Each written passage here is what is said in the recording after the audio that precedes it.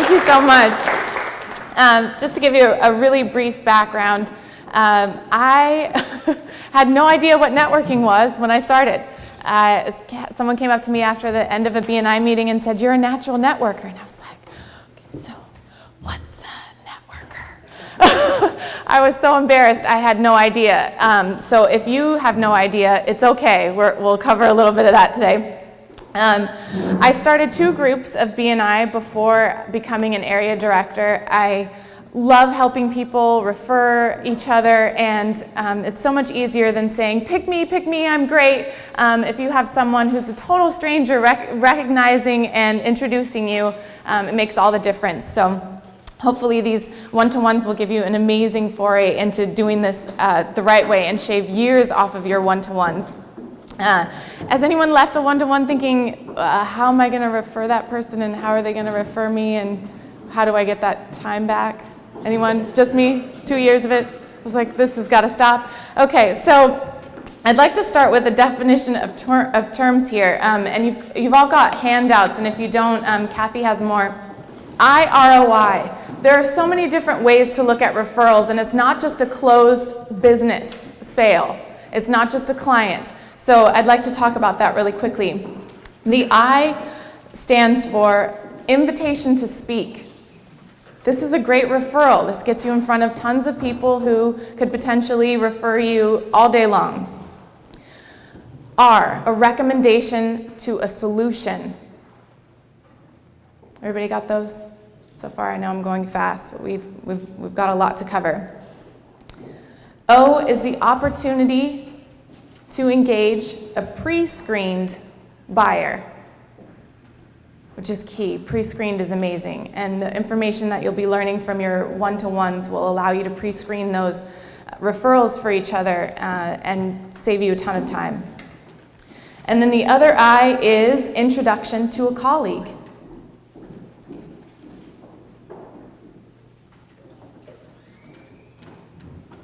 Okay, so first let's answer, what is a one-to-one? Any ideas what a one-to-one is? You can shout it out. Okay, time between 2 business owners to get to know each other and how you can refer business. Anybody else? One-to-one? Kind of says it all. Yeah? To help build a little trust. To help build trust, perfect. Anyone know what a one-to-one is not? Carrie's really good with these. Yes, Penny. Nobody wants to hard sell you. Nobody wants a hard sell. One-to-ones are not time to sell. Anything else?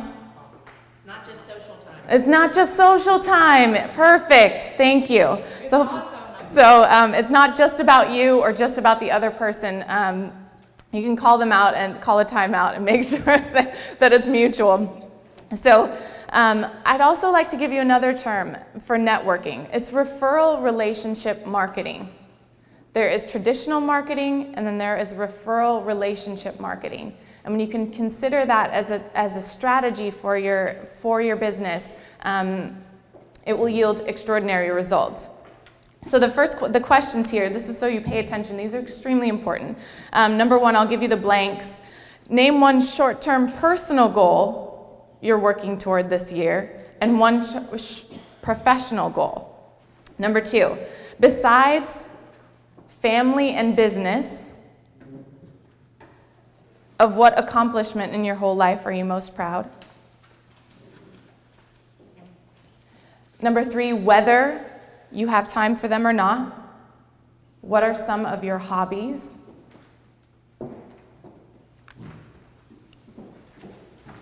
Number 4, if you had a free hour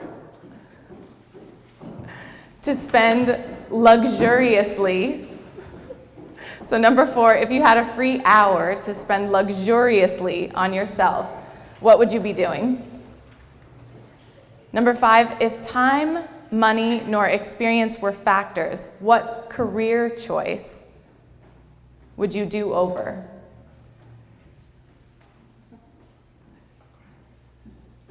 Number 6, of what networks are you a part, either currently or from the past? Number 7, what special skills are you best able to teach? Number 8, besides time and money, what's your biggest challenge in business? Number 9, if you could bring one solution to any of the issues the world is facing right now, what would it be and why? Number 10, how do you like to be thanked for an act of kindness or a referral?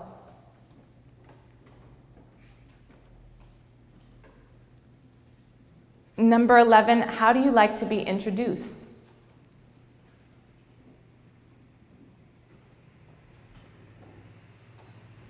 "12, who specifically or what industries are best referral sources for you?" And number 13, how do you think I can help you? So before developing this interview, I learned about Scruffy and the wife and kids and all kinds of things that were never going to be able to help me refer people. So one of the things that's so important is to be able to have a strategic plan going in. One of the things I like to do is give the time for the one-to-one to the other person. And I'll tell you a quick story.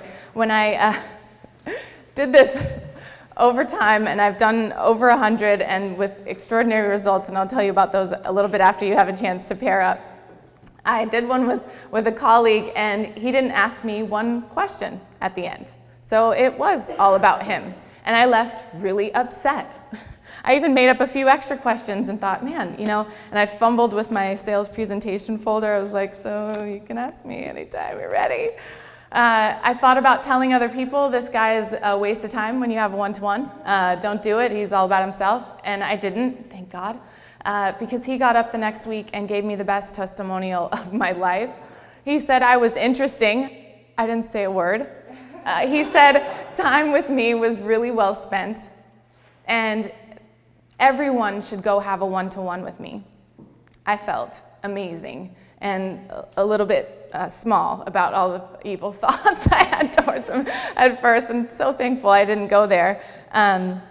But so what this does is compel people to have a one-to-one with you afterwards. And while people may say they'll definitely schedule one, they may or may not, and that's okay. But what you have is an arsenal of information to be able to pair your colleagues with each other and your network. It's amazing to have this info. So I'd like to give you a few of the ground rules before you pair off.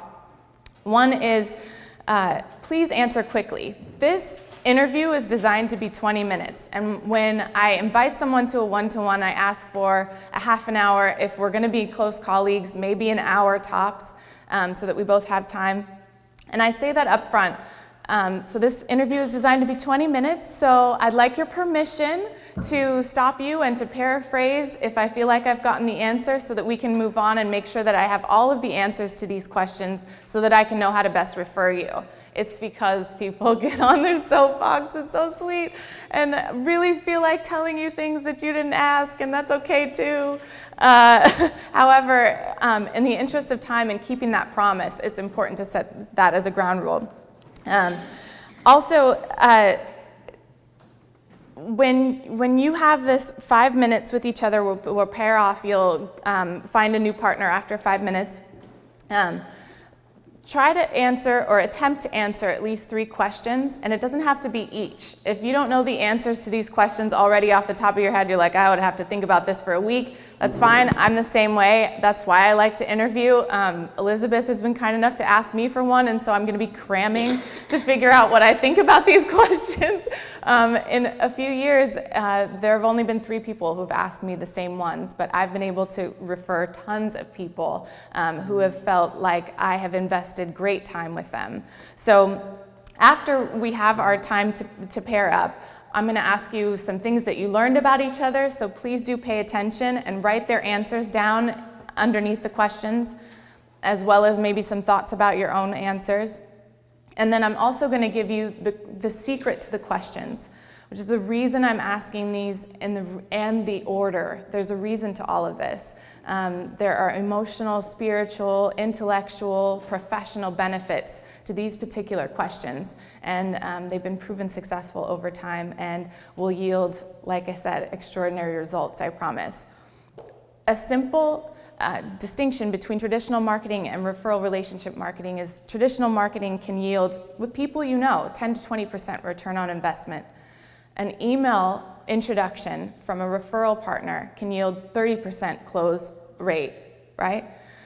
55% on a phone call and 80% on a personal introduction, because you're leveraging the relationship that they have with their colleague. And this type of interview gets you years closer to strategic partnership with your colleagues. So I hope you have fun with this, and we'll start a little timer. Please find a partner right now and take some time. You can pick any question. You can be the interviewer. You can be the answerer, and we'll switch in 5 minutes.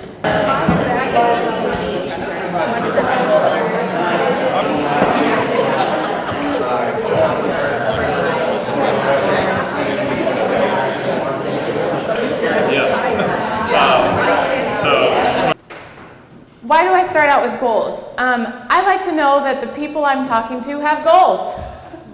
And if they don't, I speed along through the rest of the interview. Bottom line.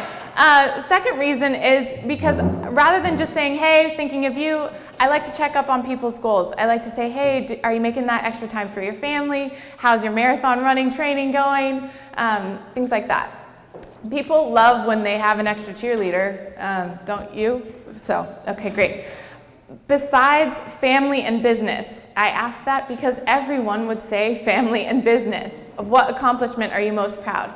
I'd like to know that if we took away family and business yesterday, and it's just you and the world, what still makes you tick? What makes you confident? What fills you up? And I've heard all kinds of answers for that one. That helps you get to know who you're talking to. Interests. I like to ask whether you have time for them or not, what hobbies are you interested in? Because if I'm going to send a postcard, I'd like for it to have a picture of your hobby on the front. I'd like to be able to introduce two colleagues by saying, he's a sci-fi book nerd too. Isn't that an interesting way of saying it, rather than this is what he does, and oh, by the way, he's a coach too? And it's just a great way to consider other networks that they have as well, and which are places where you can potentially present. Number 4, if you had a free hour to spend luxuriously on yourself, Kathy and I share this in common. I'm just going to say it. We would take a bath by ourselves, reading a book. Okay, we've got another bath. So I know that potentially bath salts might be a sweet gift for Kathy. I also know that this is a special way I can thank someone. So maybe there's a spa that lets you take a 15-minute amazing hot tub somewhere, and I can gift Kathy with that for being so generous to us. If time, money, nor experience were factors, what career choice would you do over? I love finding out things like that, because what if I have a friend who happens to be the local meteorologist, and I can get you on set for that day? Are you going to think about me for your next event for the rest of your life? Yeah. Also, I like to know that I'm working with the people who are doing what their passion is. I love that. And I love matching colleagues who are doing exactly what they always would have, and that they wouldn't have done anything over. So it's about 50-50, the answers I receive on those. Of what networks are you part currently or in the past? This is super important. When we talk about what special skills are you able to teach, these are presentation opportunities that you can have, so you're mining someone's network before they even realize it, and you've got a whole file of all of these networks of every one of your colleagues as well. So if someone has a special skill in, let's say, home economics, and I know someone has a PTA group or a teen moms counseling group, then I can pair the two of you, and as the two of you do business together, then you'll think of me for the rest of that relationship because I introduced you. I ask, what special skills are you best able to teach, because that matches with, besides time and money, what's your biggest challenge in business. So sometimes, most of the time, I don't have $125 for a consultation on whatever it is I'm interested in learning, but I am the kind of girl who likes to go to an expert and get that kind of stuff, in addition to my Googling and YouTubing and whatever else and learning. What if in a past life you were amazing at teaching leadership training? And I have a colleague who struggles in that area in their business, and I can match the two of you based on special skills that you're able to teach, and you do it for 10 minutes because it's a great introduction to that colleague, and it's free, and the two of you love me forever again, yay! If you could bring one solution to the world, any of the issues the world is facing right now, what would it be and why? I love pairing people with their passions. I think that marketing your business through a nonprofit or a charitable organization is absolutely the way to go. Chamber is one, by the way. So if someone's passion is feeding hungry children and they don't know about a local nonprofit, I can pair them with that. I also like to just know people's hearts, and I like to be able to introduce them that way as well. So this is Jennifer, a CPA who has a special passion for whatever it is, and just like you. How do you like to be thanked? The example is there are $200,000 referrals given from a colleague of mine. She was also a B&I area director. Actually, she owned a franchise, a Referral Institute, and B&I. And she said that she gave $200,000 referrals. She got a navy blue scarf from one guy, and she got a book on the Greek Isles from the other guy. She has a short neck. She hates navy blue. She said, so who do you think got the next referral? The guy who went to her sister and asked for the specific information, the fact that she loved the Greek Isles and she was planning a trip there. It was on her bucket list, and obviously that's who gets the next referral. So how do you like to be thanked is extremely important. It also, I'll get to that in a second. How do you like to be introduced, both in verbiage and vehicle? So how do you like to be introduced? This is someone you've got to get to know. This is the queen of networking. This is the most gorgeous queen of networking. Do you like to be introduced in phone, email, text? Honestly, depending on time for the week, if I'm super busy, then I may look at my files and I may do some email introductions. If I have some time and some events coming up, then I'll do some in-person introductions. So I always like to invite someone to an event and then introduce personally that way when I have time. So who specifically or what industries are best referral sources for you? Often people don't know. So I like to be able to coach them on that. So if you're a chiropractor, massage therapist, physical therapists are great referral sources for you. If you're an insurance agent, property managers, financial planners are great referral sources for you. It's so much safer to be able to refer a colleague than a client, because it takes your whole life to build up that relationship and then potentially one bad referral to squash it. So it's extremely important to be able to ask those questions so that every time I see you walk by, I think, oh, there's a financial planner I can introduce you to. And then you two can hit it off, and then again, think of me for the rest of your relationship. And how do you think I can help you? I'm a giver, like, Ruth with hugs. I'm a giver, and I would make it my personal business to market all of you and give you all my week and not have anything left for me to eat or sleep or anything, like Rod was his name that was saying today.